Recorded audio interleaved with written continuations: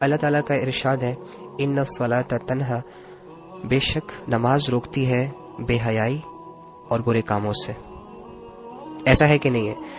یعنی اللہ رب العزت خود اس بات کی گارنٹی لے رہے ہیں کہ جو بندہ نماز پڑھے گا وہ بے حیائی اور برے کاموں سے، گناہوں سے، غفلتوں سے، زنا سے، چوری سے، چیٹنگ سے، حرام ریلیشن سے، ان سے بچ جائے گا۔ رائٹ؟ اللہ فرما رہے ہیں نا کہ نماز روکتی ہے ان کاموں سے۔ لیکن اگر آپ نماز بھی پڑھ رہے ہو اور ان چیزوں سے رک بھی نہیں رہے ہو، سو اٹس مین کہ تمہاری نماز میں کمی ہے، تمہاری نماز ٹھیک نہیں ہے۔ اس کو ٹھیک کرو۔ اس کو تو ٹھیک کر سکتے ہو نا۔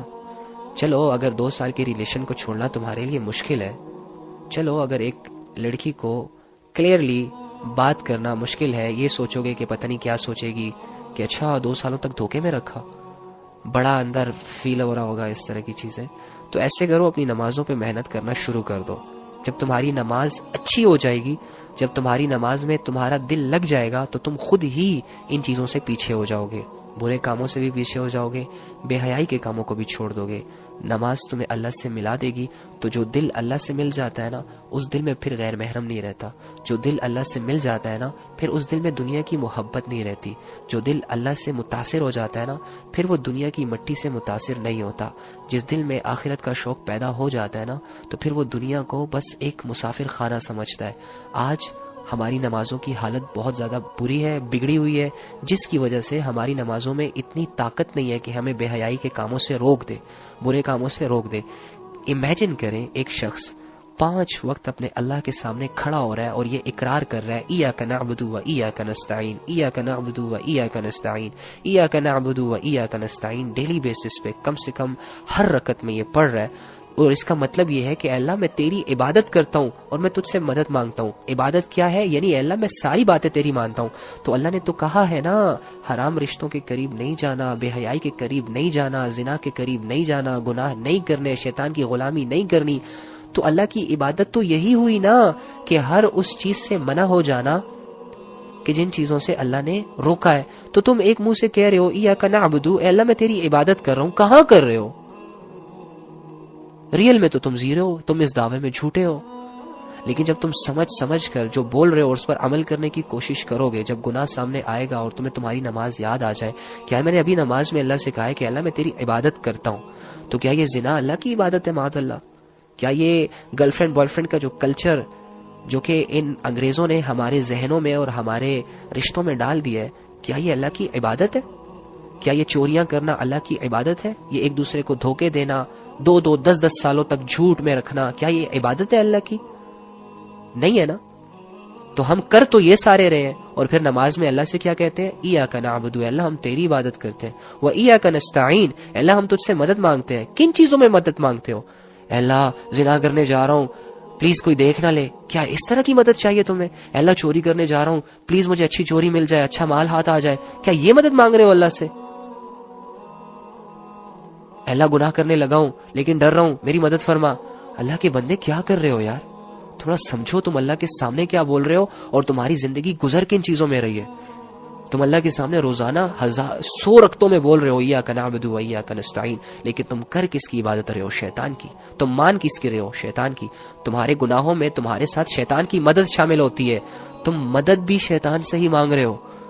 اس لیے کہتا ہوں ذرا سا اپنی نمازوں پہ غور کر لیں، ذرا سا، اور یہ نماز تمہیں ہر بے حیائی کے کام سے بچا سکتی ہے، ہر برے کام سے بچا سکتی ہے۔ تمہاری ایک چھوٹی سی سوچ تمہاری زندگی کو بدل سکتی ہے میرے بھائی۔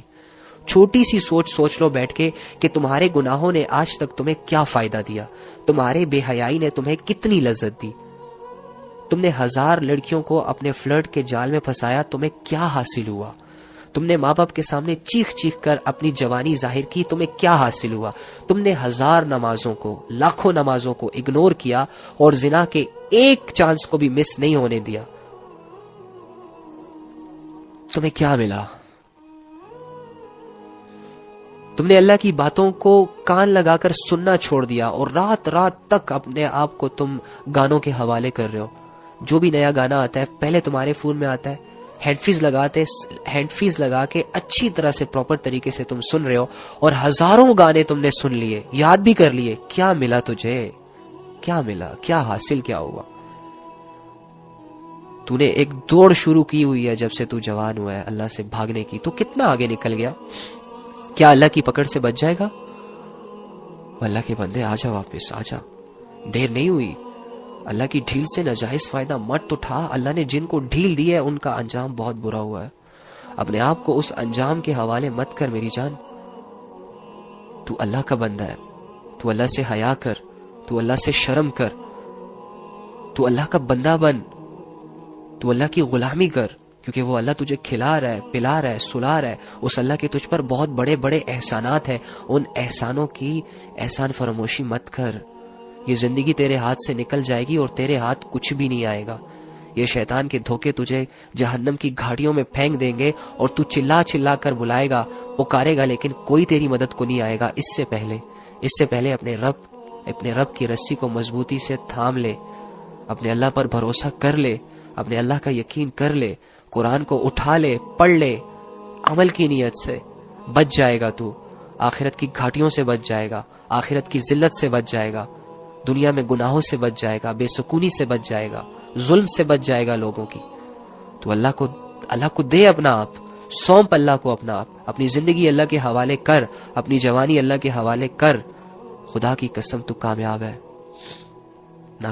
ناکامیوں کا سفر روک دے، کچھ نہیں ملے گا، کچھ ہاتھ نہیں آئے گا۔ 20 سال تک اور بھی اگر اپنی منمانی کرو گے، اللہ کی قسم کچھ ہاتھ نہیں آئے گا۔ مان لو اللہ کی۔ فرعون نہیں مانا، دیکھ لو اس کا انجام کیا ہوا۔ موسیٰ کے ساتھ غریب لوگ مان گئے، دیکھ لو آج وہ کہاں ہے۔ نبی کا چچا نہیں مانا، ابو جہل نہیں مانا، دیکھو اس کا حشر کیا ہوا۔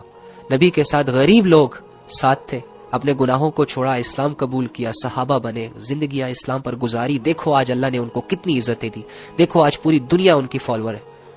اپنے آپ کو ان عزتوں کے حوالے کرو، روک دو، نفس پر قدم رکھو، اللہ کے لیے خواہشوں کو قربان کر دو، گلا گھونٹ دو اپنی خواہشوں کا، اپنی گندی خواہشوں کا جو اللہ سے ٹکراتی ہوں، جو اللہ کے اگینسٹ تمہیں لاتی ہوں، تاکہ تم ایک مومن بن سکو، تاکہ تم ایک آزاد انسان بن سکو، تاکہ تمہاری زندگی کے تمہارے ریئل مقصد سامنے آ سکے کہ تمہاری زندگی کا مقصد کیا ہے۔ اللہ فرما رہے افحسبتم انما خلقناکم عبثا وانکم الینا لا ترجعون، تم کیا سمجھ بیٹھے ہو میری جان، تم کیا سمجھ بیٹھے ہو کہ تم ویسے ہی بس پیدا ہو گئے، ہلا گلا کرو گے، ناچو گے، گاؤ گے، فالوورز بناؤ گے، ٹک ٹاک پر فیمس ہو جاؤ گے، انسٹاگرام پہ فیمس ہو جاؤ گے، کپڑے اتار کر لوگوں میں ماڈلز بن جاؤ گے اور کچھ نہیں ہوگا؟ یہ ایم ہی ہے، بے مقصد ہے، کوئی پوچھ تاچھ نہیں ہے، سب کچھ ایم ہی چل رہی ہے۔ یہ زمین آسمان کا نظام ویسے ہی بے مقصد پیدا کر دیا گیا ہے، تمہاری زندگی کا کوئی مقصد نہیں۔ تمہیں یہ جو نعمتیں اللہ رب العزت کھلا رہا ہے، پلا رہا ہے، کیا ویسے ہی دے رہا ہے؟ کیا تم پر کوئی رسپانسبلٹی نہیں ہے؟